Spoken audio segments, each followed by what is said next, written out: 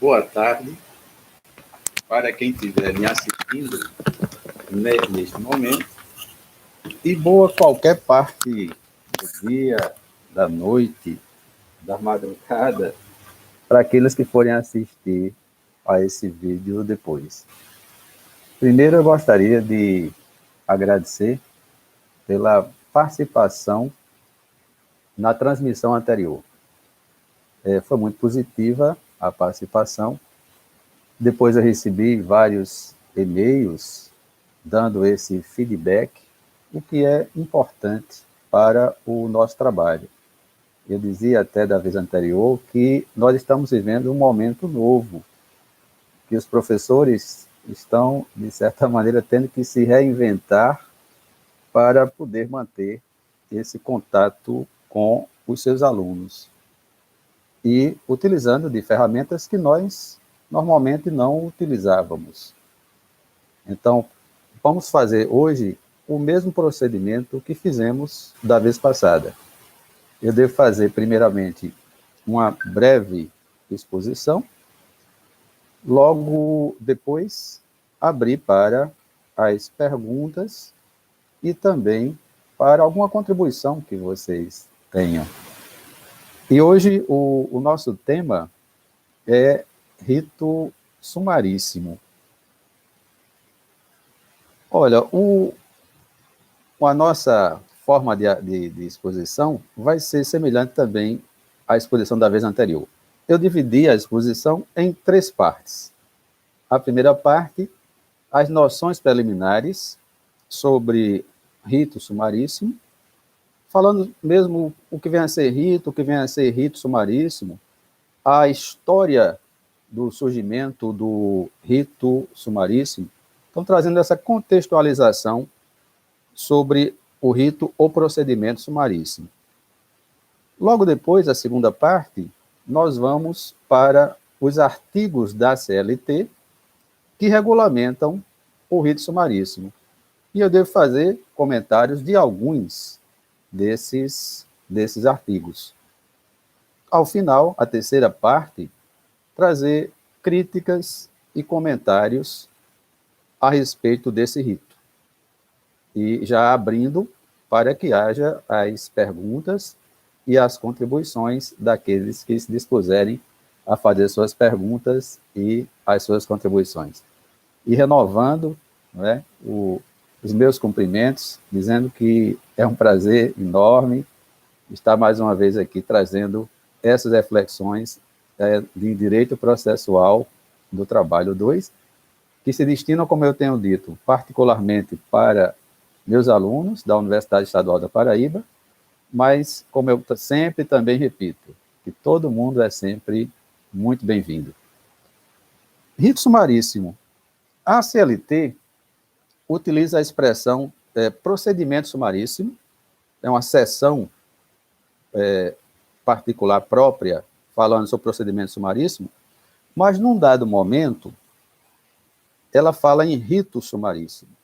E eu gostaria de começar até relembrando essa ideia do que vem a ser rito, processo e procedimento, coisas que se relacionam.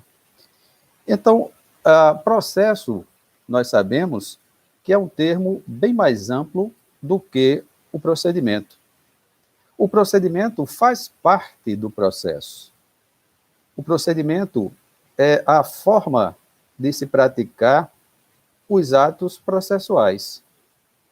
E ele está dentro do processo. Já o processo inclui o procedimento, como essa forma de praticar os atos processuais, mas também inclui a chamada relação jurídica. O processo é muito mais o método, é muito mais o caminho que nós utilizamos para resolver conflitos na justiça.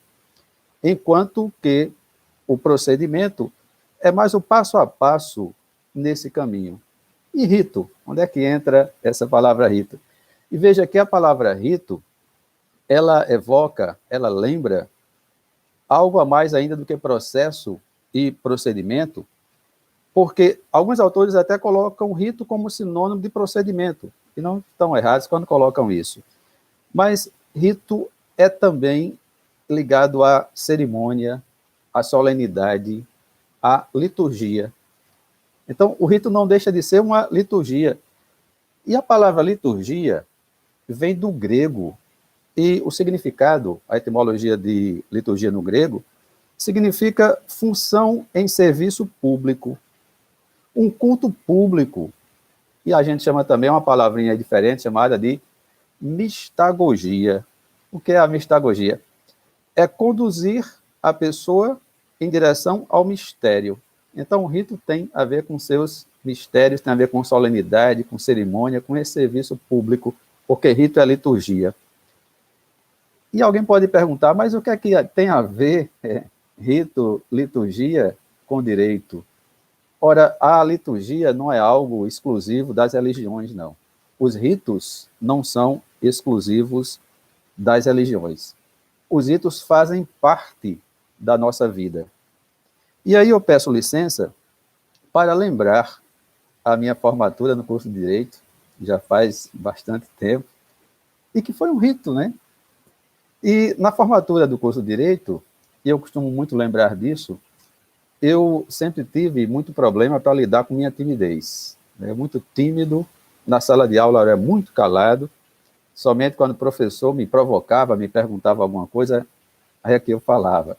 E acabei, mesmo sem falar muita coisa, sendo orador da minha turma de Direito, com muita honra, e agradeço muito a ter sido escolhido para ser orador da turma. E no meu blog, Mitos e Metáforas, eu disponibilizei os textos dos discursos. Eu tive a oportunidade de ser orador, primeiro do curso de Letras, quando eu fiz, em 83, terminei o curso, e deixei lá o texto do meu discurso. Depois do curso de Direito, isso foi em janeiro de 88, e depois de mais a especialização que eu fiz em Metodologia do Ensino Superior e um bacharelado em Teologia. E coloquei esses textos para quem tiver interesse até de perceber um pouco o contexto, o momento histórico de cada um, né, cada um desses eventos. Aproveitei para, naquele caso das graduações, listar até o nome de todos que terminaram na época que eu terminei, até como homenagem a esses meus colegas. E no discurso do curso de Direito, eu comecei falando sobre ritos. E trouxe uma frase, um pensamento, que é do Pequeno Príncipe, de Antoine de Saint-Exupéry. E qual a frase que eu comecei o discurso? É preciso ritos. E aí vocês podem dizer, se perguntar, mas olha, O Pequeno Príncipe é um livro para crianças. Eu diria, sim, é um livro para crianças, mas não é apenas um livro somente para crianças. O que a gente pode perceber já na dedicatória que o autor Exupéry faz. Ele pede, inicialmente, ele dedica o livro dele a um grande amigo, também um escritor, Léon Werth, e ele pede perdão às crianças por dedicar aquele livro a um adulto. Mas aí faz as justificativas dele. Primeiro diz, olha, o Léon é meu melhor amigo, então vou dedicar ao meu melhor amigo. Mas não é somente isso, é porque o amigo dele é capaz de compreender todas as coisas, até livros de crianças. E lembra que todo adulto, todos nós, um dia fomos crianças, embora pouca gente costuma se lembrar disso. Mas depois de tudo isso, ele ainda faz uma desculpa e uma correção. Diz, bem, mas se nenhuma desculpa dessa basta, eu vou dedicar a Léon Werth quando ele era criança. E esse livro é tão importante na nossa cultura, na cultura universal, somente para a gente ter uma ideia, é o terceiro livro com mais traduções no mundo inteiro. Só perde para a Bíblia e o Alcorão. E se fala até que já se vendeu mais de 200 milhões de exemplares. Exupéry era da aristocracia francesa, filho de condes, ele mesmo era um conde, e foi piloto de avião. E teve uma morte um tanto misteriosa também, até como o final do livro do Pequeno Príncipe. ele volta a servir a Força Aérea Francesa durante a Segunda Guerra Mundial. E em 1944, numa missão para a Força Aérea, o avião desaparece, ele desaparece também com esse avião, e somente muitos anos depois é que aparecem esses destroços. Ele também teve uma vida pessoal bastante intensa, e se casou com uma moça, uma mulher chamada Consuelo, que depois Consuelo vai chamar de Consuelo de Saint-Exupéry. Ela já vinha de alguns relacionamentos anteriores, e o romance deles, o amor deles, como os amores, vários deles, tinham seus altos e baixos, até porque a vida de piloto fazia com que ele também ficasse muito fora, né, de casa, fora do contato com Consuelo. Mas Consuelo sempre foi a musa inspiradora, a grande amada de Exupéry. E há teorias, eu acho bastante consistentes, de que Consuelo é a pessoa, o nome da pessoa que inspirou a Rosa do Pequeno Príncipe. Quem se lembra de quando o príncipe se encontra com a Rosa, e ele vai cuidar, vai proteger a Rosa, e quando encontra a Rosa, a raposa lembra, primeiro, que aquela rosa é diferente de todas as outras, porque ele cuidou, ele regou aquela rosa. E vem aquela frase muito famosa, que a gente cita, repete muito, já que ele cuidou da rosa, vai dizer: tu te tornas eternamente responsável pelo que cativas. Além de outra citação que a gente fala muito, lá do Pequeno Príncipe, que só se vê bem com o coração. O essencial é invisível aos olhos. E é interessante que a Rosa, que ele cuida, ela tosse. Lá no livro ela tosse. Ela diz que tem horror a correntes de ar e pede que coloque numa redoma. E Consuelo sofria de asma. E aí vem essa relação de dizer que Consuelo era a Rosa do príncipe de Exupéry. E o Pequeno Príncipe, em dado momento, quando fala com a raposa, uma grande amiga dele, ele pergunta à raposa, afinal de contas, o que é um rito? E aí, ligando com a ideia do rito sumaríssimo, ele vai dizer, olha, o rito é o que faz com que um dia seja diferente dos outros dias. Uma hora das outras horas. Então, não só uma formatura, mas muitas outros momentos da nossa vida são ritos. E o direito, ele é muito marcado por esses ritos, por essas liturgias. Quantas vezes você entra numa sala de audiência e vê as pessoas vestidas, o homem de paletó e gravata, as mulheres com as suas vestimentas, o juiz de toga, e estão ali numa solenidade, num rito. E é importante que esse rito não seja apenas formalidade, mas que tenha um significado, que esse rito ele expresse realmente, tenha um sentido para ele. E dentro desses vários ritos, nós temos o chamado rito sumaríssimo. Que como é que ele surgiu, esse rito sumaríssimo? Olha, eu disse que me formei em 88, terminei em 87, a nossa turma concluinte foi de 88, início de 88, eu coloco isso lá no contexto do meu discurso, numa época de uma tensão entre a velha ordem jurídica e a nova ordem. Nós estávamos acompanhando as discussões da Assembleia Constituinte, mas não tinha sido ainda publicada a nova Constituição. De lá para cá tivemos até que desaprender e reaprender muita coisa dentro do direito. Foi nessa época que terminei meu curso de Direito. E nos anos 90, especificamente 93, eu entro na magistratura, me torno juiz do trabalho. Numa época da década de 90, uma época marcada por desemprego, marcada por uma ideia de liberalismo econômico, e dentro do direito do trabalho, a palavra que se falava muito era flexibilização. Foi muito marcante, logo depois do Plano Real, que foi em 94, e depois nos governos de Fernando Henrique Cardoso, de 95 a 2003, se bater muito nisso, flexibilizar.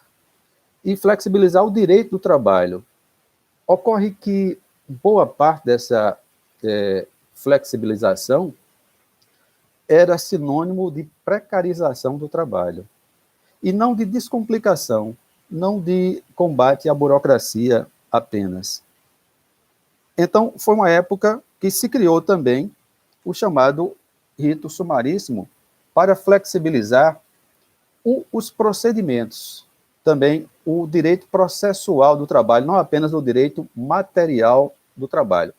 E nós tivemos, naquela época, várias leis ligadas a essa tentativa de flexibilizar o direito processual do trabalho. Isso para dizer que reforma trabalhista não é coisa de hoje. Agora nós tivemos uma reforma, digamos, mais profunda, com mais artigos da CLT. Mas sempre houve essas reformas, ou mini-reformas, do direito processual do trabalho, do direito material do trabalho. Só para exemplificar, naqueles anos, nós tivemos a Lei 8.949, de 94, que dizia expressamente não haver vínculo empregatício entre cooperativas de trabalhos e os seus associados. Coisa que a gente já sabia, não há vínculo empregatício entre cooperativa e seus associados. Somente se tratasse de fraude, de uma falsa cooperativa. Então, hoje continua sendo assim. Se é uma cooperativa fraudulenta, pode haver vínculo empregatício. Mas foi criada uma lei para alterar um artigo da CLT, o 442, somente sobre isso. A Lei 9.601, de 98, ampliava os contratos por prazo determinado. E tivemos também medidas provisórias, uma falando da suspensão do contrato do trabalho para qualificação profissional, e tivemos também uma outra medida provisória da época, criando o contrato de trabalho por tempo parcial. Vejam, tudo isso era, de certa maneira, para flexibilizar o contrato de trabalho. A alegação era para ver se aumentavam os postos de trabalho na época, por conta de desemprego, como também foi alegado há pouco tempo agora na reforma trabalhista. E, a bem da verdade, boa parte dessa legislação não conseguiu o seu objetivo, porque você não cria empregos somente com a lei. Você vai criar empregos com crescimento econômico. Mas foi nesse contexto, e é importante a gente relacionar, a gente contextualizar, para saber qual foi a intenção de quem propôs essas reformas, também no processo do trabalho, com o rito sumaríssimo. E, nesse contexto, foram criadas duas leis, e que foram publicadas no mesmo dia. O dia foi 12 de janeiro do ano 2000, portanto, já faz 20 anos. Há duas leis que são vizinhas, né? Uma é a Lei 9.957, de 2000, essa lei que cria o rito sumaríssimo, e a outra, a 9.958, do mesmo ano, do mesmo dia, que cria as chamadas comissões de conciliação prévia, que era para se dizer, olha, a Justiça do Trabalho está com muito processo, vocês vão resolver esses processos primeiro nas comissões de conciliação prévia que podem ser formadas nas empresas, através também das entidades sindicais, e se chegou até a dizer, e até pela redação da CLT podia chegar a essa ideia, que era um pressuposto, você tinha primeiro que tentar conciliar na comissão de conciliação prévia, senão não poderia entrar com a ação da Justiça do Trabalho, sem primeiro ter passado pela comissão de conciliação prévia. Depois, o Supremo Tribunal Federal disse que não, aí seria ir contra o acesso do cidadão, do jurisdicionado, à justiça. Mas foi nesse contexto que surgiu a lei do rito sumaríssimo, o procedimento sumaríssimo. E aí nós vamos entrar na segunda parte, que é os artigos, falar sobre os artigos da CLT que tratam do rito sumaríssimo. E nós vamos ter, foi criada a seção 2, e o artigo 852, foi colocado aquelas letras maiúsculas, né? Já vi 852, e o 852 fazia parte, ou faz parte, da seção ligada à audiência de julgamento, o último desses artigos faz parte dessa seção, que fala sobre a notificação das decisões, que deve ser na próxima audiência. Aí foi criada uma seção e colocou 852A até 852I. Aí é onde vão estar os artigos que tratam do procedimento sumaríssimo. E eu vou destacar alguns desses artigos. Logo no 852A, nós vamos ter que as ações, chamadas de decisões individuais, que o valor não seja superior, não exceda a 40 vezes o salário mínimo na data do ajuizamento da ação, é que ficam submetidos a esse rito. Então, o máximo teria que ser o valor de 40 salários mínimos na data do ajuizamento da ação. E a gente podia perguntar, aí, quando tiver algum processo que exige um procedimento, tem um procedimento próprio, e esteja no limite dos 40 salários mínimos, se aplica ao rito sumaríssimo? Por exemplo, o chamado inquérito para apuração de falta grave, que não é nem um inquérito, tem esse nome, mas é uma ação própria para se apurar falta grave de um empregado estável. Nesse caso, a CLT, logo nos artigos seguintes ao do rito sumaríssimo, vai tratar desse procedimento próprio. Então, aí não vai se aplicar ao rito sumaríssimo porque tem um procedimento próprio. Mas, nos demais, vai se aplicar, sim, toda ação que chegar no máximo a 40 salários mínimos vai seguir o rito sumaríssimo. E em que ele vai se diferenciar dos outros processos? Vocês vão ver que pouca coisa, eu diria quase nada. Mas vamos lá. Antes das críticas, que eu disse que era da terceira parte, vamos analisar alguns desses artigos. Parágrafo 1 dessa mesma letra A. Exclui do procedimento sumaríssimo a administração pública direta, autárquica e fundacional. E desde a época que se colocou lá, houve críticas a essa formulação, que dizia, olha, por que não colocar também a administração pública, colocar os entes públicos para participar do rito sumaríssimo? Eles descumprem, muitas vezes, algumas desse poder público, descumprem as normas trabalhistas e vai ter um tratamento diferenciado, como já tem com a questão dos prazos maiores para recurso e para defesa. Mas, então, não se inclui os entes públicos no rito sumaríssimo. E logo na letra B vai dizer que nas ações regidas por esse rito sumaríssimo, o pedido deve ser, além de certo e determinado, que é uma regra para todos os pedidos, deveria indicar o valor correspondente, dizer qual era o valor de cada título, de cada pedido. Isso, desde do ano 2000, já se falava com relação a esse pedido ter um valor expresso com relação ao rito sumaríssimo. Só que depois, uma reforma trabalhista de 2017, todas as ações da Justiça do Trabalho passaram a necessitar de ter essa indicação dos valores. Então, aí já não há mais diferença entre o rito sumaríssimo e os outros processos que não são do rito sumaríssimo. Se diz também, dos incisos desse mesmo dispositivo, que não se pode fazer citação por edital. E veja bem, se não faz a citação por edital, ou a parte autora, ou que a gente chama reclamante, teria que indicar corretamente, exatamente, o nome e endereço do reclamado. Olha, nem sempre isso é possível. Tem trabalhadores, e eu sempre lembro trabalhadores do campo, trabalhadores braçais, que às vezes não sabem nem o nome do seu empregador, sabe o apelido.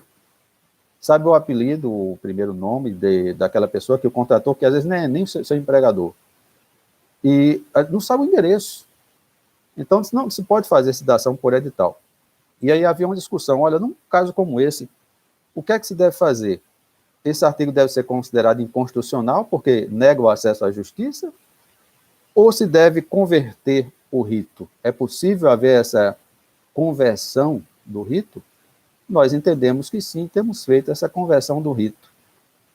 Embora alguém discuta se era possível, nosso juiz pode dispor dessa conversão do rito, mas na prática a gente tem feito isso. Quando é citação por edital, ao invés de, mesmo sendo no valor menor, a gente coloca sem ser no rito sumaríssimo.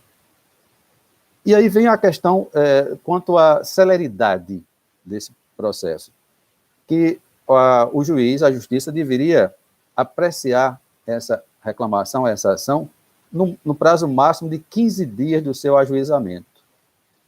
E se fosse preciso fazer pautas extras, e se faziam umas coisas terríveis chamadas de pautões na Justiça do Trabalho, né? E a gente disse, olha, tentava acelerar mais a fase de conhecimento, mas não houve uma mudança significativa, nem na fase recursal, que permaneceu praticamente a mesma coisa, e na fase de execução também não mudou. Então, por que só acelerar no rito sumaríssimo para atender a uma situação que era mais de alguns grandes centros urbanos, porque, pelo menos nas varas do trabalho, e na época que foi feito o rito sumaríssimo, era junta de conciliação e julgamento, mas nas varas do trabalho, a gente não tinha esse volume tão grande de processo. Desculpem, a junta de conciliação e julgamento já deixaram de existir no ano anterior. Mas eu dizia, as juntas e as varas por onde eu passei, que foi sempre no interior, não tinha esse movimento tão grande que exigisse se fazer uma pauta específica do tal rito sumaríssimo. Na letra C, o artigo 852C, tudo vai ser artigo 852, e aí a gente vai dizer na A, B, C e diante. Então, na letra C, vai dizer que as ações sujeitas a esse rito serão julgadas e instruídas em audiência única. Mas já era, os outros processos, a lei nunca falou em divisão de audiência. A prática, às vezes, fazia com que a gente precisasse dividir a audiência entre inicial e instrução. Mas a CLT já falava em uma audiência só. Daí, o rito sumaríssimo não vai diferenciar muita coisa, mas vai dizer, olha, vai ser uma audiência única sob a direção do juiz, presidente ou substituto.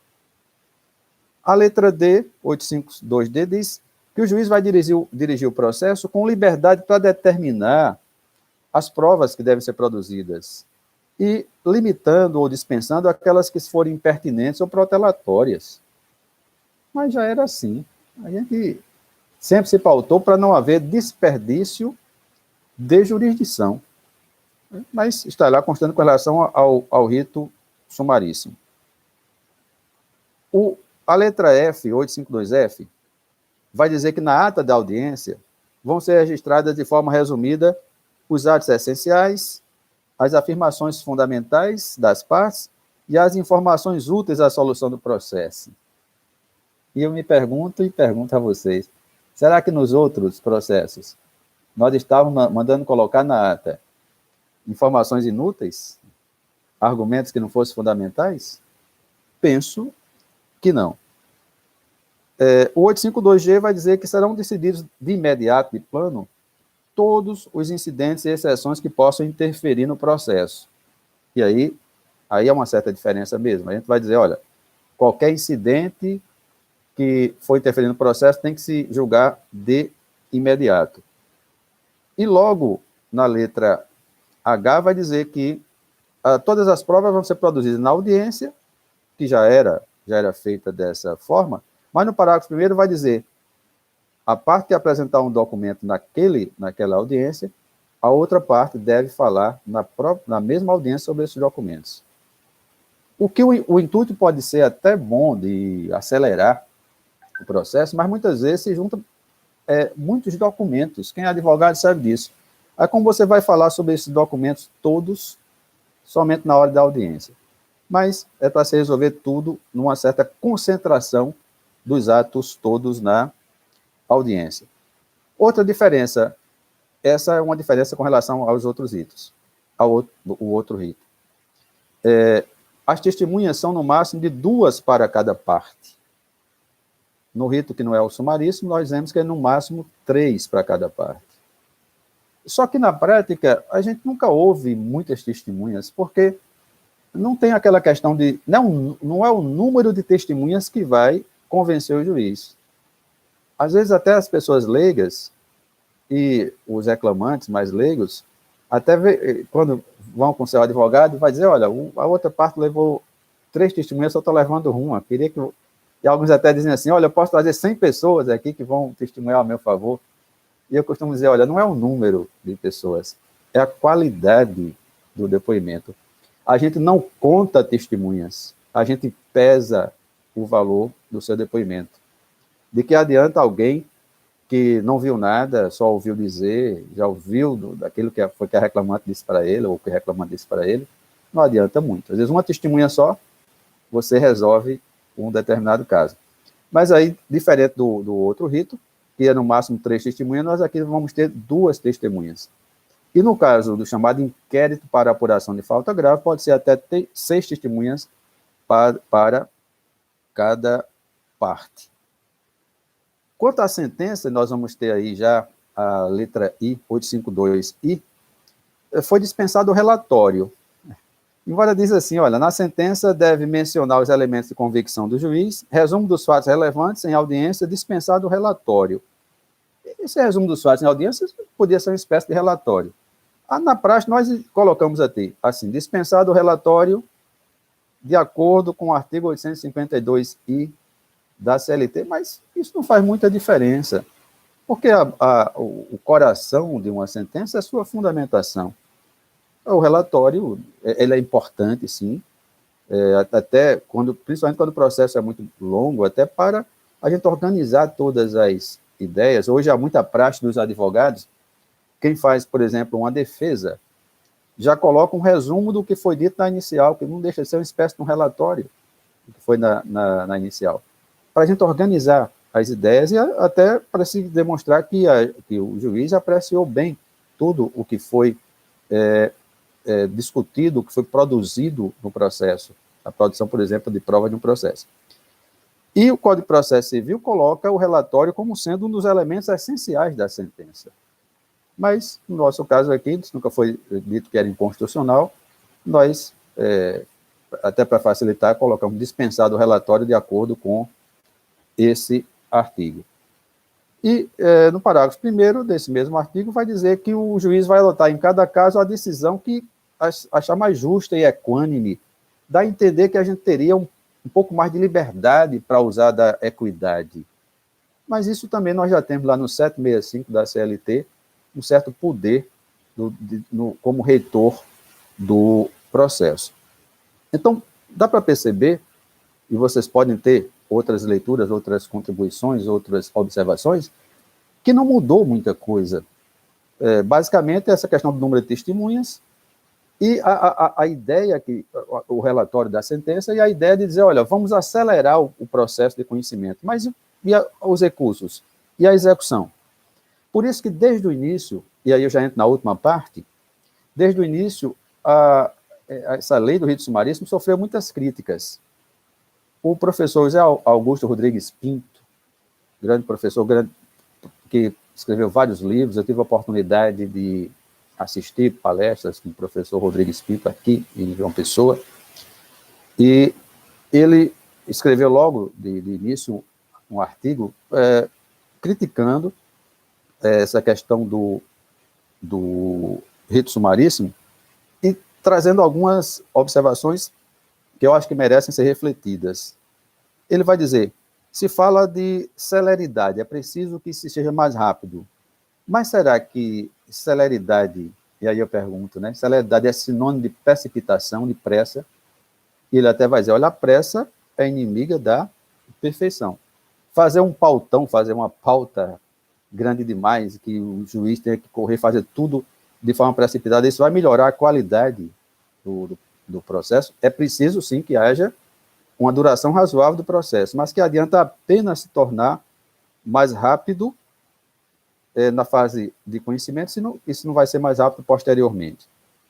Depois, o professor José Augusto Rodrigues Pinto vai dizer que as mudanças que foram feitas estão naquele contexto de se colocar para resolver os processos, os conflitos trabalhistas, não somente na Justiça do Trabalho, e aí sumariando o procedimento trabalhista, para entregar essa incumbência a outros órgãos, como comissões de conciliação prévia.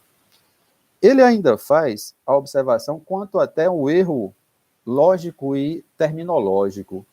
Ele vai dizer, não existe um rito sumário na Justiça do Trabalho. E por que iria existir, se não há o sumário, por que não há o sumaríssimo na Justiça do Trabalho? Por que sumaríssimo? E há um erro de grafia. Isso aí eu acho que é até uma questão menor, mas se falava muito na época. Sumaríssimo não existe, ou se não, só se foi dicionarizado posteriormente, mas seria sumaríssimo, com 2 is. Mas como poderia dizer Riobaldo, como disse Riobaldo, lá no Grande Sertão Veredas, né, de Guimarães Rosa, pães ou pães é questão de opiniões. Então, sumaríssimo ou sumaríssimo. E nós adotamos, nós ficamos lá com o sumaríssimo mesmo. Então, desde aquela época, já havia essas críticas. Passados 20 anos, nós podemos dizer que esse rito não alterou tanta coisa. Eles podem ter até alterado mesmo nos grandes centros, onde havia um acúmulo muito grande de processo e havia essa necessidade de aceleração. No nosso caso mais específico, isso não foi, não houve essa diferenciação muito grande.